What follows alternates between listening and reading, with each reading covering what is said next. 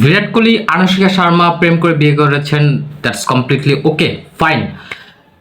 বিরাট কোহলি যখন বিয়েটা হওয়ার পরেই বিরাট কোহলির ফর্ম একদম ডাউনফল করে এবং তিনি রীতিমতো বাজে একটা পারফরমেন্স দিচ্ছিলেন।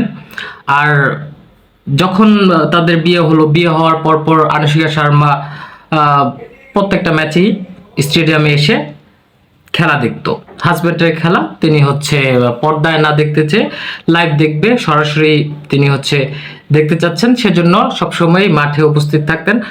কিন্তু বিরাট কোহলি পারফর্ম করতে পারছেন না। বিরাট কোহলির ভরাডুবি হচ্ছে। বিরাট কোহলি কোনো ম্যাচেই তেমন একটা আহামরি রান করতে পারছে না এবং সিঙ্গেল ডিজিট বা কোনো রকম 20-30 করতে পারতো। আর এই সময়ই দর্শকরা যারা বিরাট কোহলির ফ্যান এবং যারা বিরাট কোহলির হেটার্স, তারা আনুশকা শর্মাকে দোষ দিতে থাকে। ব্লেমটা সম্পূর্ণ আনুশকার উপরে যায় যে আনুশকা বিরাট কোহলির জন্য একটা পানতি, আনুশকার জন্যই বিরাট কোহলির এই অবস্থা। বিরাট কোহলি আর রান করতে পারছে না, আর কামব্যাক করতে পারছে না।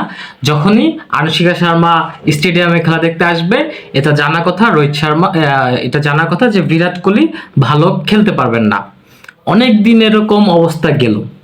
অনেক দিন যাওয়ার পরে যখন ফাইনালি কিং আবার নিজের আগের রূপে ফিরে আসলো, একটার পর একটা সেঞ্চুরি আবার হাঁকাচ্ছে, আবার একটা ভালো একটা পারফর্ম শুরু করছে, তখন তাদের ফ্যান আর ইন্ডিয়া, বাংলাদেশ সবাই একদম উপচে পড়লো যে বিরাট কোহলি অনেক ভালো খেলে, অনেক সেই হামতাম প্রশংসায় ভাসিয়ে দিচ্ছে বিরাট কোহলি। তখন বিরাট কোহলি একটা ইন্টারভিউতে বলেছিলেন যে আমি যখন খারাপ খেলেছি তখন সেই দোষের ভাগ নিতে হয়েছে আনুশকাকে, কিন্তু এখন আমি ভালো খেলছি, এই ভালোর ভাগ কিন্তু দর্শকরা আনুশকাকে দিচ্ছে না।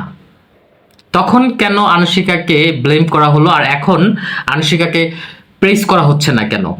এতেই বোঝা যায় যে বিরাট কোহলির যে সিম্পলিসিটি এবং তিনি যে একজন কাইন্ড হার্টেড মানুষ, তার এই বক্তব্যতেই বোঝা যায় তিনি তাদের রিলেশন নিয়ে যে কতটা লয়াল এবং তাদের মধ্যে যে একটা সুইট বন্ডিং আছে, স্ট্রং বন্ডিং আছে, সেটা তার এই বক্তব্যের এই ছোট্ট একটা কথার মাধ্যমেই বোঝা যায়।